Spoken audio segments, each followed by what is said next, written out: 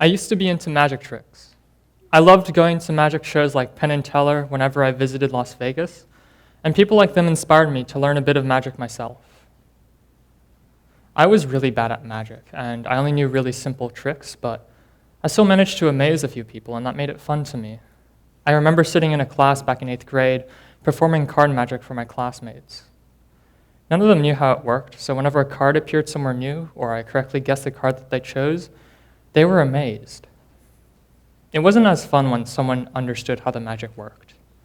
The trick was still there. I was still able to make a card appear somewhere new, or figure out which card they picked, but they weren't amazed anymore. It had lost its magic. Well, sometimes there is value in knowing how magic works. There's a trick called the 3-card Monty that magicians would use to lure victims into taking a bet that they could never win. That is, unless the victim knew what the magic trick was. It's a really common scam and has quite a few variations, so just knowing the basic technique behind a single trick can save you from a lot of different scams. On that note, I'm going to be showing you guys a pretty simple magic trick, but it's going to be a different kind of magic. Watch the screen closely. 3, 2, 1. Did you guys see that? Maybe it's not obvious, but something really cool just happened. I'm going to do it again.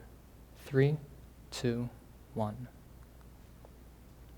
The magic trick here is that your brain was able to instantly identify that both of those pictures were birds without you even noticing.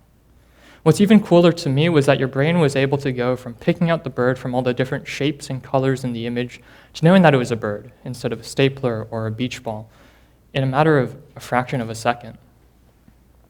Almost everything that we do relies on what we can see, from creating microscopic artwork on the tip of a pin to exploring the cosmos through the Hubble telescope. As a result, a lot of our first impressions are based on, what we can see. Because we can gather so much information with our eyes, we tend to judge books by their covers before even getting a chance to sit down and read them through. This is just how we instinctively process and perceive the world around us. Let me show you what I mean. This is a picture of corn, in case you didn't know, and we make a lot of assumptions when we look at something like corn. If you were to take an ear of corn and bite into it and then it started to scream, you'd be really surprised. And we don't run around the supermarket poking every ear of corn to make sure they're not screaming because, we know that corn doesn't scream. We associate corn with things like plants and flavors instead of screaming. Those are just things that we instantly know about corn.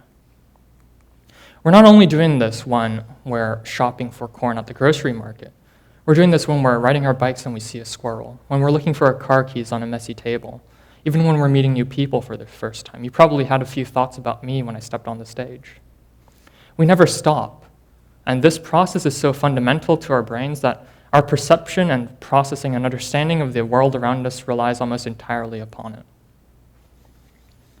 But as amazing as it is that we can do something so complex, so effortlessly and so incessantly, there is a darker side. I was at a lecture about programming a few years ago, and after the lecture was over, a couple of us stayed behind and started talking to the lecturer herself. One of us asked her what her biggest hardship was, being in a high-tech field about programming, and she said that one of them was her race. She's black. You see, her biggest hardship, personally, for her, was showing everyone that she wasn't a stereotypical black woman, that she could exceed every single expectation that people placed on her because of her race. Something I distinctly remember her telling us was how much she hated it when people said things like, "Wow, you're really articulate for a black woman." And this is the dark side I was talking about. As useful as it is to know that corn is a vegetable and won't scream, we've taken this ability to make snap judgments and applied it to places that simply don't need it. We're never going to need to make assumptions about lecturers in our life, but we do it anyways.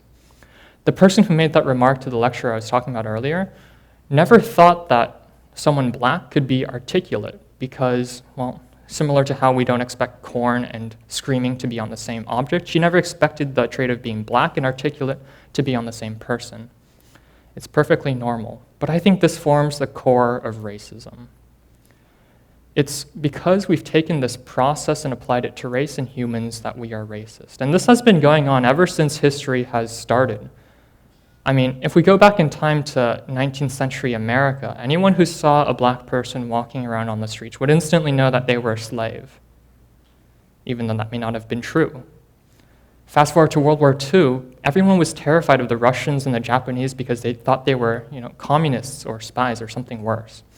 Even today, a lot of people think that Muslims are terrorists, when that's simply not true about every single Muslim. So what's the solution? Well, first I want you guys to take a look at this optical illusion and notice how square A looks a lot darker than square B. Well, they're actually the same color, but knowing that they're the same color won't change how we look at the optical illusion. It doesn't matter if we know that they're the same color or if we understand how the optical illusion works. Squares A and B are always going to look different to us. You see, we can't beat our instinct. There's just no way to get an unfiltered view of reality. Squares A and B are always going to be different. We're always going to think that corn is a vegetable no matter what we tell ourselves. And that's always going to be a bird, no matter what we tell ourselves. We're also always going to be racist, because that's just how our instinct works.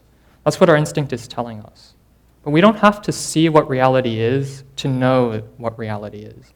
We don't have to always see that squares A and B are going to be the same to know that they are the same. We don't always have to check every single ear of corn at the supermarket to know that none of them are going to scream. And we don't have to look at every single race and person the same way to know how to treat them properly.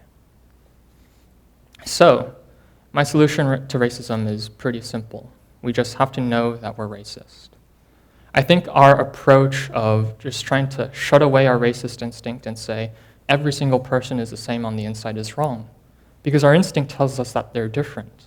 We're trying to beat the undefeatable opponent that is our instinct. What's more, I think modern racism is mostly unintentional or instinctive. You see, the wage gap, the unemployment gap, and police brutality, I think all of those exist not because people are actively trying to deny a race their rights, but rather because people are just unaware of the subconscious attachment of stereotypes and misconceptions to their race automatically. It's just a byproduct of what our instinct is, and I think just being aware that we are instinctively racist will allow us to adjust our actions accordingly. See, perception and instinct is like a big magic trick. The difference between screaming corn and articulate lectures is like the difference between me performing really bad magic for my classmates and a con artist on the streets of New York exploiting the three-card Monte.